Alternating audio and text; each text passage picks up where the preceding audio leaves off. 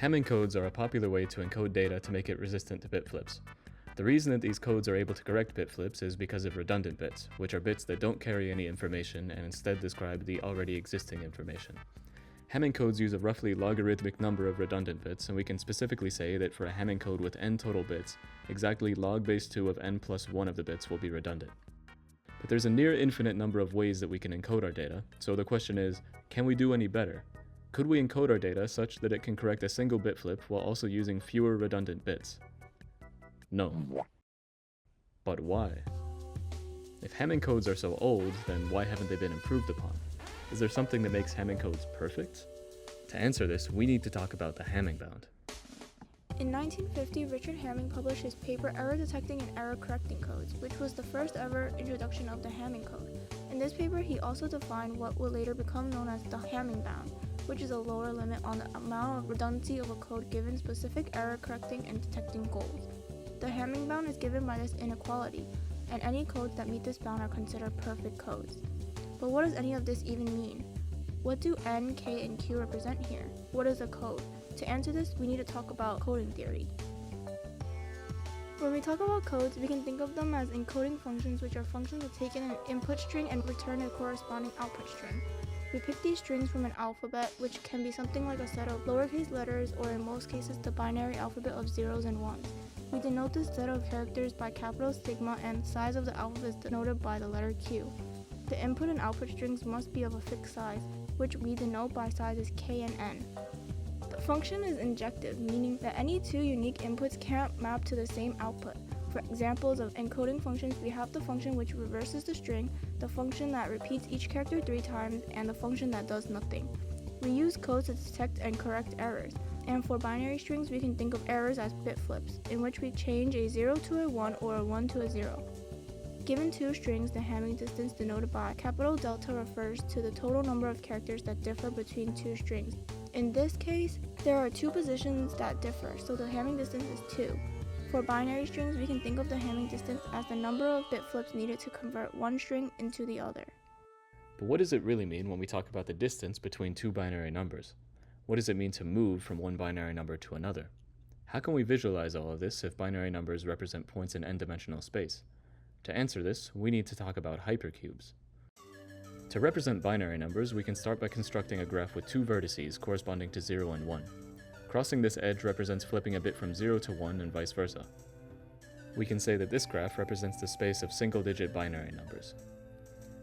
To represent two-digit binary numbers, we can create a second copy of this graph and draw edges between the corresponding points. To differentiate between the duplicate values, we can add a new bit to the end of each number. We'll add a 0 to nodes from the first copy of the graph, and we'll add a 1 to nodes in the second copy. Notice that each vertex has two outgoing edges, which correspond to the two possible places in which we can flip a bit. Notice that we can't traverse from 0, 0 to 1, 1 with a single edge, because we would need two bit flips to convert one number into the other. Continuing this progression, we can create two copies of our square graph, connect the corresponding points, concatenate our extra bits, and we have a cube, which represents the space of three-digit binary numbers. We can continue this process once again, and we get a tesseract, which is just two cubes with edges going between the corresponding points. This progression of graphs makes up what's called the hypercube graph, and we can notice that for any hypercube graph of dimension n, each vertex will have exactly n outgoing edges because these represent the n possible bits in our binary number which we can flip. We can see that the Hamming distance is really just the shortest distance between two nodes in this graph, since each edge corresponds to a bit flip. We can instead simplify this by placing our n-bit strings on a 2D plane, in which each bit flip allows us to move in any of 4 directions.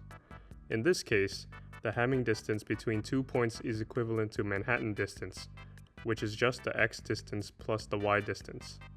To represent a code with a minimum distance of 3, we can imagine this grid representing the space of our n-bit strings, in which the green points represent valid code words. We can see that every pair of code words is at least 3 bit flips away from one another. If fewer than 3 errors occur, then we can always tell whether the string has errors by checking whether or not the string is a valid code word. As an example, the 3 repetition code has a distance of 3, and we can detect errors by simply checking every triplet of bits to make sure that they all match. If we allow 3 errors, however, then all 3 bits in a triplet can be flipped, making error detection impossible. Therefore, for a code with distance d, we can detect at most d-1 bit flips. But detecting errors is much different than correcting them.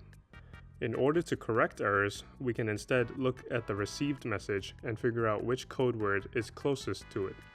In the 3-repetition code, for example, we can correct a single bit flip by doing a majority vote on each triplet, since the flip bit will always be the odd one out in its group. Notice that if a string has 2 closest code words, meaning that it's exactly between the two, then we can't correct this, since we can never be certain which code word the message originated from. Therefore, for a code with a distance of d, we can correct errors if fewer than d/2 errors have occurred. We can write this as d-1 divided by 2, rounded down. Using all of this information, we can finally prove why Hamming codes are optimal. Just kidding. First we need to talk about Hamming balls. A Hamming ball is the set of all possible vectors that a code word can turn into, given an upper limit on the number of errors. If we allow exactly I errors to occur, there are n choose I different patterns in which these errors can occur. For an alphabet of size q, then for each error there are q-1 different characters that the error can produce, giving us q-1 to the I possibilities for an error pattern. Combining these, we obtain the result that for I errors, there are n choose I times q-1 to the I different possibilities. To account for all the different possible numbers of errors, we simply need to iterate over I from 0 up until the maximum number of errors e, and sum up these values. This understanding of Hamming balls is key to understanding the Hamming bound, since the Hamming bound formula is often referred to as the process of packing balls.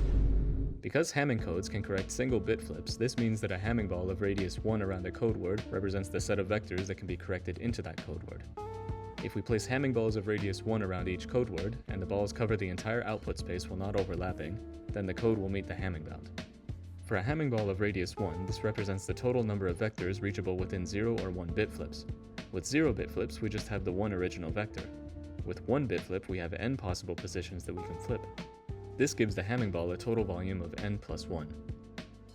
Looking back at the Hamming bound, we first plug in our values for distance d equals 3 and alphabet size q equals 2, and we obtain this.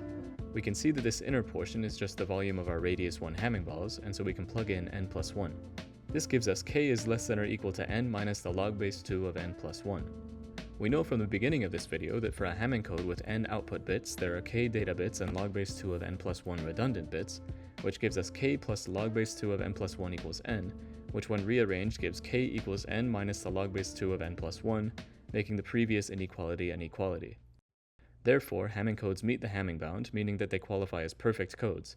This means that no matter how we encode our data, the Hamming code simply cannot be improved upon when it comes to correcting single bit flips. So there we have it, a mathematical proof of the perfectness of Hamming codes. But who cares? It's not like all this theoretical stuff has any impact on the real world, right? It surprisingly does. Because of their ability to correct single bit flips with provably minimal redundancy, Hamming codes still show up in the real world everywhere. Error correcting memory often uses Hamming codes to detect and correct bit flips, and this type of ECC memory is present in a large number of computers today.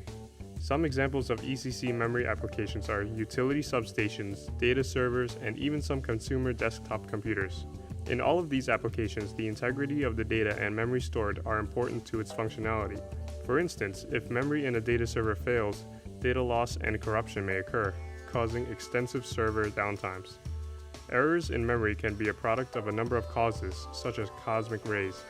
In these cases, the computer usually throws an error screen such as a blue screen of death and crashes, requiring a restart. To prevent these failures, ECC memory detects any single bit flip errors that occur and corrects them.